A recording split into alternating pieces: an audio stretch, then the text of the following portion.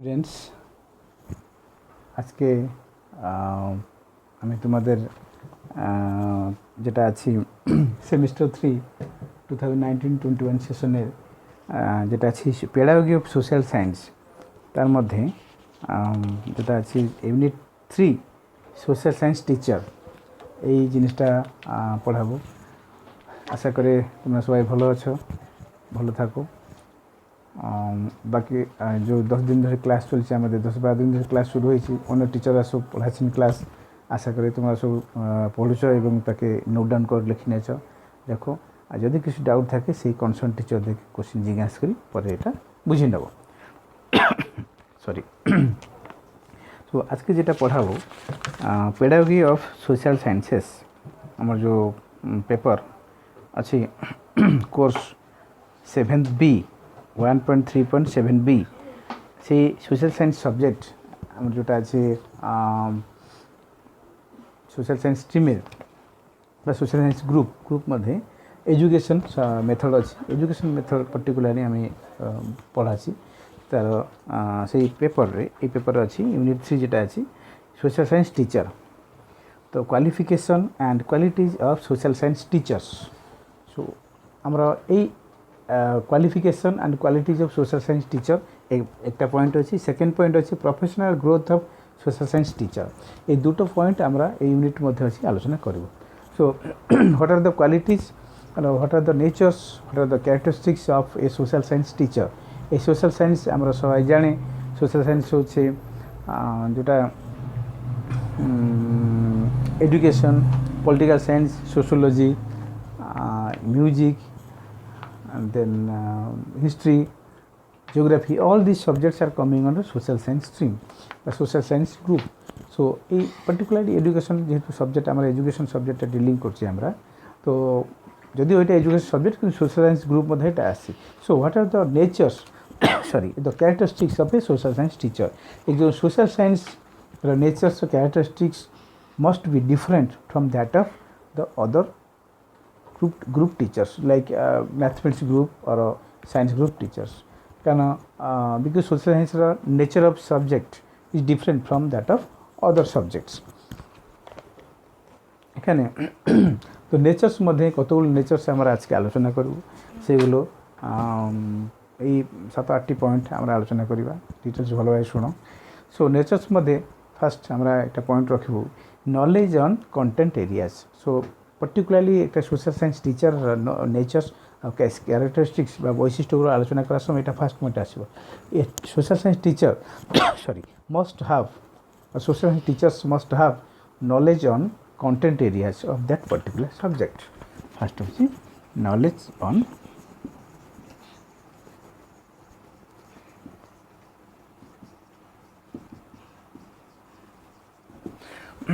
knowledge on content areas. So সেই subject history হোক, geography হোক বা পলিটিক্যাল সায়েন্স হোক বা যে কোনো সাবজেক্ট হোক, সো সেই সাবজেক্ট পড়ানোর সময় এই টিচার মাস্ট বা এসেন্সিয়াল জিনিস থিং হচ্ছে কি, হি she must have the knowledge of have deep knowledge of on that area. সেই এরিয়ার নিজের তার ডিপ এবং আপডেট নলেজ থাকা দরকার। আপডেট নলেজ কী করে পাওয়া যাবে না, হি or she has to go through the differential books or higher study materials, he has to search the net sorry net ও ইন্টারনেট সার্চ করে জ্ঞান পাওয়া যাবে। হ্যাঁ, ডিফারেন্সিয়াল বুকস মধ্যে পাওয়া যাবে। যেভাবে হোক অনলি টেক্সট মেটেরিয়ালে অত ইনফরমেশন পাওয়া যাবে না। So he has to go through the other related materials or resources. So এটা করার মধ্যে এটা করার পরে তার ওরা ডিপ নলেজ পাওয়া যাবে। সে যে কন্টেন্টটা আজকে পড়াবে বা যে বিষয়বস্তু পড়াবে তারপরে ওটা ডিপ নলেজ পাওয়া যাবে। সো এটা this is the duty of the teacher, this is the responsibility or this is the ethics of the teacher, যে এটাকে সে কীভাবে মেনটেন করবে। সেকেন্ড, বিকজ আমরা সবাই জানি নলেজ ইজ বিং এক্সপ্যান্ডেড, আমরা জ্ঞানটা প্রসারণ ঘটছে বা বিস্ফোরণ ঘটছে বা এক্সপ্যানশন হচ্ছে। সো এক্সপ্যানশন অফ নলেজ থেকে আপডেট নলেজ পাওয়ার জন্য সে নিজে ইন্টারেস্ট রাখা দরকার। সো সেকেন্ড পয়েন্ট হচ্ছে knowledge of child psychology, knowledge of child psychology.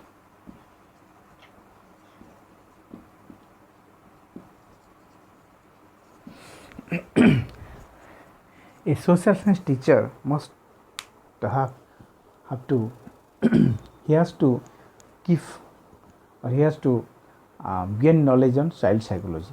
আমরা যখন ইন সার্ভিস বা প্রি সার্ভিস টিচার ট্রেনিং কোর্সেসে দেখা যায় প্রথম ওটা মুখ্য এরিয়া থাকে চাইল্ড সাইকোলজি বিষয়ে জ্ঞান দেওয়া।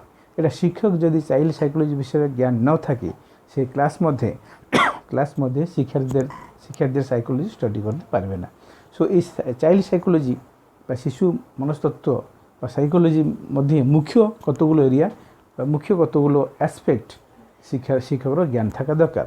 সো সেই অ্যাসপেক্টগুলো কি না ইন্টেলিজেন্স, বুদ্ধি, অ্যাপটিচিউড, বিশেষ জ্ঞান বা বিশেষ দক্ষতা, দেন ইন্টারেস্ট উৎসাহ বা তার আগ্রহ, then learning style of the child বা স্টুডেন্ট, শিক্ষার্থীর লার্নিং স্টাইলটা সে কীভাবে শিক্ষা গ্রহণ করে বা কীভাবে সে শিখে, কীভাবে সে পড়াটাকে আয়ত্ত করে, then habits of the child, then individual difference, ব্যক্তিগত বৈষম্যতা, ছাত্রছাত্রীদের মধ্যে ব্যক্তিগত বৈষম্যতা লক্ষ্য করা যায় সেইটা, দেন ফোবিয়াস, ডিফারেন্ট ইরেশনাল ফিয়ার্স, যেটা ছাত্রছাত্রীদের মধ্যে ইরেশনাল ফিয়ার্স থাকে। সো সেই ইরেশনাল ফিয়ার্স বা ফোবিয়াগুলোর হিসেবে জ্ঞান দেখা দরকার। সো এইসব পয়েন্টগুলো আমরা চাইল্ড সাইকোলজির মধ্যে এই জ্ঞানটা থাকা দরকার শিক্ষার্থীর মধ্যে। সেই জন্য শিক্ষকের মধ্যে জ্ঞান থাকা দরকার। শিক্ষক should be interested enough to gather knowledge on these aspects because আমি একটু ব্রিফলি তোমাদের সামনে একটু আলোচনা করে নিচ্ছি। ইন্টেলিজেন্স, আমরা সবাই জানি ইন্টেলিজেন্স বা বুদ্ধি শিক্ষার্থীদের মধ্যে সমান থাকে না। এটা ক্লাস মধ্যে যদি 100 স্টুডেন্টস থাকে বা 40 স্টুডেন্টস থাকে বা 50 স্টুডেন্টস থাকে, সবার বুদ্ধি সমান থাকে না। এটা ইন্ডিভিজুয়াল ডিফারেন্স ভ্যারি করে। সেই জন্য কী করতে হবে না, accordingly teachers have to teach. যেহেতু একটা ক্লাস মধ্যে কিছু বা majority student average intelligent student থাকে, কিছু স্টুডেন্টস থাকে অ্যাটলিস্ট 10-15% বা 20% স্টুডেন্ট থাকে এবাভ অ্যাভারেজ, ওরা বেশি বুদ্ধিমান বলা যায় বা এবাভ একাডেমিক নলেজ ওদের বেশি বা একাডেমিক ইন্টেলিজেন্সটা বেশি ওদের মধ্যে থাকে, এবং বাকি 10-24 স্টুডেন্টস লো ইন্টেলিজেন্স স্টুডেন্ট থাকে। সো এই মুখ্যত তিনটি ক্যাটাগরি স্টুডেন্টকে ট্যাকেল করার জন্য টিচারের ডিউটি হচ্ছে টিচারের রেসপন্সিবিলিটি হচ্ছে শিক্ষার্থীর ইন্টেলিজেন্স বিষয়ে বিশেষ জ্ঞান পাওয়া। So teachers must have to possess the knowledge about the intelligence of the students, each and every student in his class, in his or her class. আচ্ছা, দেন অ্যাপটিচিউড মিনস বিশেষ দক্ষতা। প্রত্যেক শিক্ষার্থী বা প্রত্যেক ব্যক্তির মধ্যে কিছু বিশেষ দক্ষতা থাকে। সো এই বিশেষ দক্ষতা শিক্ষার্থীকে সেই দিকে নিয়ে যাওয়ার জন্য সাহায্য করে। যদি যে শিক্ষার্থীর বিশেষ দক্ষতা যেদিকে থাকে তাকে যদি সেই পরিবেশ দেওয়া হয়, তার সেই দিকে সে এক্সেল করবে, সেই দিকে সে উন্নতি করতে যাবে, উন্নতি বা ডেভেলপ করবে। সো এই বিশেষ দক্ষতাকে আইডেন্টিফাই করার দায়িত্ব হচ্ছে টিচার্স দায়িত্ব। সো টিচার্স যদি চাইল্ড সাইকোলজি বিষয়ে জ্ঞান না থাকে তাহলে টিচার এটা পারবে না। সো বিশেষ দক্ষতার মধ্যে থাকে কারো ড্রয়িং করা থাকে, কারো ভালো ভাষণ দেওয়া থাকে, কারো লিডারশিপ কোয়ালিটি থাকে, বা কারো এটা রাইটিং ওরেটর ভালো স্পিচ দিতে পারে, এরকম বিভিন্ন থাকে অ্যাবিলিটিস বা বিশেষ দক্ষতা সব থাকে। সেইগুলো তাকে ভিত্তি করেই শিক্ষক ক্লাসের স্টুডেন্টদেরকে ট্যাকেল করবে। সেইভাবে ইন্টারেস্ট অফ দ্য স্টুডেন্টস, শিক্ষার্থীরা কোন দিকে ইন্টারেস্ট আছে সেটা বি শিক্ষক ধ্যান মধ্যে রাখা দরকার।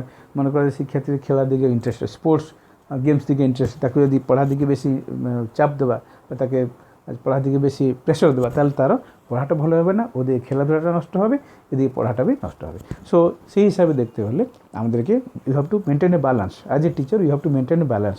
So teacher having knowledge of child psychology can maintain this balance. Then learning style, সবাই শিক্ষার্থীর লার্নিং স্টাইল সমান থাকে না। সো সেটা বি শিক্ষককে কনসিডার করতে হবে। দেন হ্যাবিটস অফ দ্য স্টুডেন্টস, শিক্ষার্থীরা বিভিন্ন প্রকার হ্যাবিটস, এক শিক্ষার্থীরা বিভিন্ন প্রকার হ্যাবিটস থাকতে পারে। সো এই হ্যাবিটস শিক্ষার্থীরা ইন্টারেস্টটাকে তৈরি করে। দেন ইন্ডিভিজুয়াল ডিফারেন্স, ব্যক্তিগত বৈষম্য থাকে, যে কোনো দিক থেকে চিন্তা করলে একটা শিক্ষার্থী অন্য শিক্ষার্থীকে তফাৎ থাকবে, এটা হচ্ছে ওটা প্রকৃতির নিয়ম। সো এটাকে বি ক্লাস মধ্যে লক্ষ্য করা যায়। So the teachers have to tackle in the class on the basis of this individual difference. Then phobias or irrational fears, সময় সময় শিক্ষার্থীদের মধ্যে ইরেশনাল ফিয়ার থাকে, মানে যাকে বলা যায় অহেতুক ভয় থাকে, ভয়ের কোনো কারণ থাকে না, উনি ভয় করে।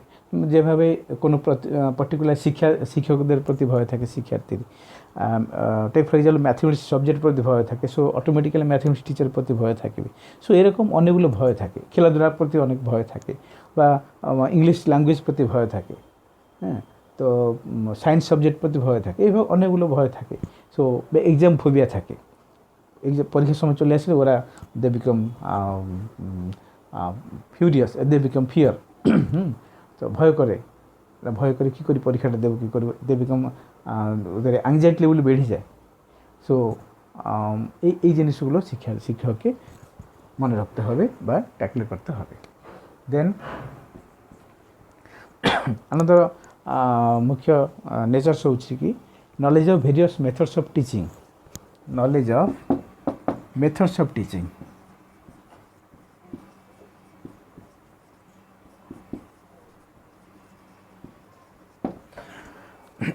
আমরা সবাই জানি একটা বিষয় পড়ানোর জন্য পার্টিকুলার মেথড ফলো করতে হয়। A teacher has to follow a specific method for teaching a particular subject area বা পার্টিকুলার লেসন। সো এই সে সাবজেক্ট এরিয়া যা যে কোনো সাবজেক্ট হতে পারে, সে হতে পারে সায়েন্স, সে হতে পারে আর্টস, সে হতে পারে ম্যাথমেটিক্স ম্যাথমেটিক্স রিলেটেড, বা যে কোনো, বা গেম স্পোর্টস, যা কিছু হতে পারে। যে কোনো সাবজেক্ট পড়ানোর জন্য, যে কোনো বিষয় পড়ার জন্য পার্টিকুলার মেথড ফলো করে শিক্ষককে পড়াতে হয়। So teacher must have the ability, teacher must have the talent or mastery over the methods of teaching. So class মধ্যে আমরা অনেক মেথড ফলো করি, আমরা পড়াই।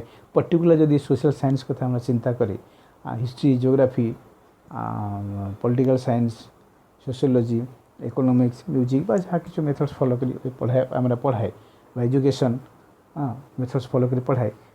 কতগুলো মুখ্য মেথডস মধ্যে আছে, যথা lecture method, demonstration method, sorry discussion method. Geography পড়ার সময় ইনডাইরেক্ট অবজারভেশন কম ডিসকাশন, ওটা মুখ্য মেথড। তারপরে কোশ্চিন অ্যান্সার মেথড, তারপরে থাকে এক্সকারশন মেথড। সো এইভাবে বিভিন্ন মেথড থাকে। সো এই মেথডগুলো যখন আমরা ফলো করে পড়াই, প্রতি মেথডস মধ্যে আমাদের কতগুলো স্টেপস থাকে, সেই স্টেপস ফলো করে আমরা পড়া হবে। সো সেই স্টেপস যখন ফলো করে পড়া যায়, স্টেপস ফলো করে ক্লাসে পড়ানোর সময় কতগুলো অ্যাক্টিভিটিসই ফলো করা যায়। মনে করো টেক ফর এক্সাম্পল, আমরা পড়াচ্ছি, at the same time step by step follow করে পড়াচ্ছি, অ্যাট দ্য সেম টাইম অ্যাক্টিভিটিগুলো করছি। কীভাবে না, কোশ্চিন জিজ্ঞাসা করা, শিক্ষার্থীদের উত্তর দেওয়া, দেন শিক্ষার্থীকে কোশ্চিন জিজ্ঞাসা করা, শিক্ষার্থীর উত্তরকে ভেরিফাই করা, ব্ল্যাকবোর্ড ইউজ করা, টিচিংয়ের চার্টস দেখা, ইত্যাদি এইসবগুলো কাজ করা যায়। So at the same time সব একই সাথে সবগুলো কাজগুলো অ্যাডভান্স করে চলে। সো এটা ওটা all these activities depend on the ability or on the excellence, on the mastery over the teacher, mastery over this task of the teacher। Teacher এইসব মেথডস অফ টিচিং উপরে বিশেষ জ্ঞান থাকা দরকার। দেন another ability হচ্ছে preparing a lesson plan.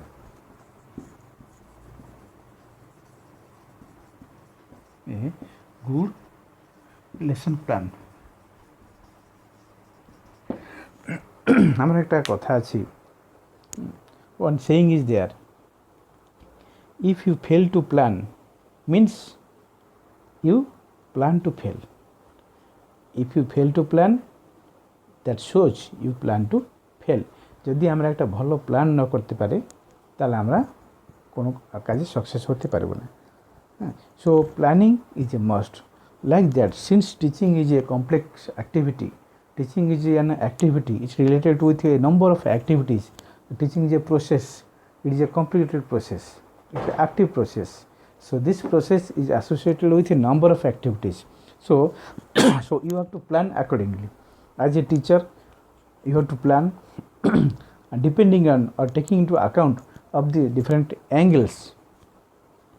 আমরা যখন lesson plan তৈরি করব বা পড়ানোর জন্য কিছু প্ল্যান করব বা ইউনিটটাকে কীভাবে শেষ করব কভার করব এইসবগুলো একটা প্ল্যানিং অনুসারে হয়। যে কোনো বিষয় যদি টুডেস লেসন আজকের লেসন পড়ানোর জন্য একটা প্ল্যান বি করা যায়। সো প্ল্যান বিভিন্ন অ্যাঙ্গেল বা বিভিন্ন দিককে চিন্তা করে করা যায়। Objective of the lesson sorry objective of the lesson, হ্যাঁ, nature of the students, the intelligence intellectual ability of the students, teaching learning materials বা teaching is already available with the teacher কাছে কি কি টিচিং লার্নিং ম্যাটেরিয়ালস আছে, শিক্ষার্থীদের number of students, sitting arrangement, classroom environment, এই সমস্ত কিছু বিষয় চিন্তা করে আমরা প্ল্যানিংটা করা যায়। সো যখন প্ল্যানটা করা যাবে আমরা যে প্ল্যানটা করার সময় আমরা স্টেপ বাই স্টেপ যে অ্যাক্টিভিটিসগুলো আছে ইন্ট্রোডাকশন, প্রেজেন্টেশন, ইভ্যালুয়েশন, সমস্ত কিছু অ্যাক্টিভিটি আমরা প্ল্যানিং করার সময় শিক্ষক চিন্তা করবে এবং অ্যাকর্ডিংলি সে অবজেক্টিভ ফিক্স করবে। অবজেক্টিভ ফিক্স করার পরে সেই প্ল্যানিং টিচিং অ্যাকর্ডিংলি টিচিং করবে। টিচিং করার পরে অবজেক্টিভ ভিত্তি করে ইভ্যালুয়েশন করবে।